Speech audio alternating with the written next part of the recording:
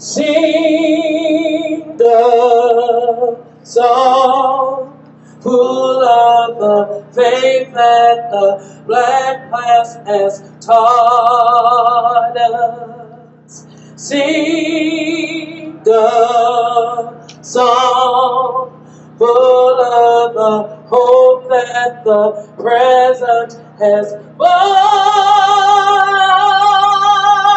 us.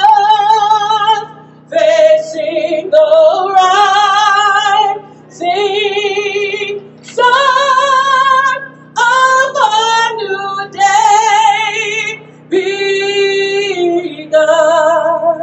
Let us march on till victory is won. Imani is the Swahili word for faith. And it is fitting today that we restore and acknowledge our faith. I appreciate the sister who sang James Weldon Johnson's music today. We call it the Negro National Anthem. I call it the People's Anthem. Go ahead. Because it is a lyric that really speaks to America's promise. One of the second verse that she said, we have come across the way with tears that have been watered. And as she was singing, my mind was reflecting on what it means to be a warrior for justice. To be as you all are today. Names known to your family, but maybe never reflected in the press or in history books. People like me, before somebody told me to get into elected politics. Just a mom, or a sister, or an auntie. A daughter. In 1850, the abolitionists were doing what you're doing today. They were screaming, no justice, no peace. They were saying it is not right or just to hold a people in chain, to call them less than human, to deprive them of liberty and self-respect, as we have founding documents that say all people are part of God's creation and are endowed with inalienable rights, rights that cannot be voided by any government, to have life and liberty and the pursuit of happiness. But that was a gross contradiction of the reality. But there were people who did not say, I'm too afraid of the chains, of the bulldogs, the slave captors, of the politics, or the politicians, or my preacher, to stand up for justice.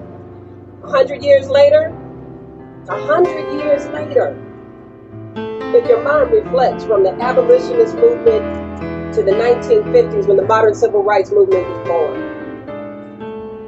we were still crying, no justice, no peace. And too many people, black people, brown people, Asian people, women, were trapped, not knowing justice or peace.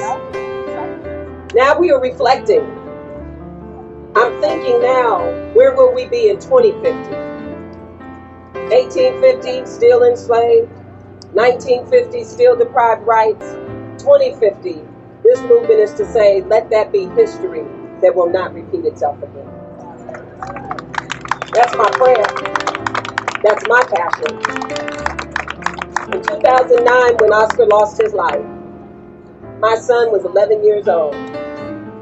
And I had to entrust him to start taking part that month on his own. He would no longer be in my car, and my heart sank. And I was so afraid. I did not know Reverend Wanda. I knew people who knew Oscar, but I did not have the privilege of knowing him. But he was mine. And I reflected then about the perils of a mother raising a black man in this country, praying that your son doesn't get entrapped with drugs or jail or violence or street violence. Praying every day that he find purpose and passion and the ability to be his full creative self and human self. And to allow him to get to be 21 years old when you think you had just about arrived and he was grown and he had become a father. And for his life to be taken from people who you pay to protect him. That is a pain that no mother, no lover should ever have to know again. So today, as we gather here to give thanks for Oscar, I hope that you will join all of us who are in this quest for freedom and for justice, that you will not become tired or weary or bitter, that you will reach to your own faith, however you define it, and to believe that the capacity of human greatness and love is greater than our capacity to be fearful and to harm one another. You have to believe it, or you'll give up the fight. You have to believe that truth will prevail over darkness and over light. It will be the light that prevails over darkness. I feel in so many ways inadequate to speak here before this great crowd of people who have been in this movement, this particular movement for justice. But I'm honored to be here. I give tribute to Reverend Wanda, to Uncle Bobby, to those who have been in this fight. I give and pay respect to my own pastor, Pastor Zach, who was Zach Carey, you all know him, who with Minister Keith and others began to raise the flag very early on that we would not allow Oscar to die in vain, and that we would call out injustice where we are. And even now, as the nation is waking up to the call of every 28 hours, we're losing loved ones. We're losing people. We talk about those that have fallen, but we also have to think about those who love them and the communities that are also traumatized. This thing cannot be allowed to go unanswered any longer. Right? So, I know I'm really, really nervous. And my heart is really, really full.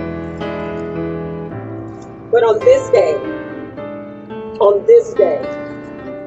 as you look to your left, really look at the people standing with you and around you, and to know that we are in a great community of love, where we care deeply about our children, and we believe in the values that we all hold dear, that we will fight for the right for everybody to have liberty and justice in this land on this day.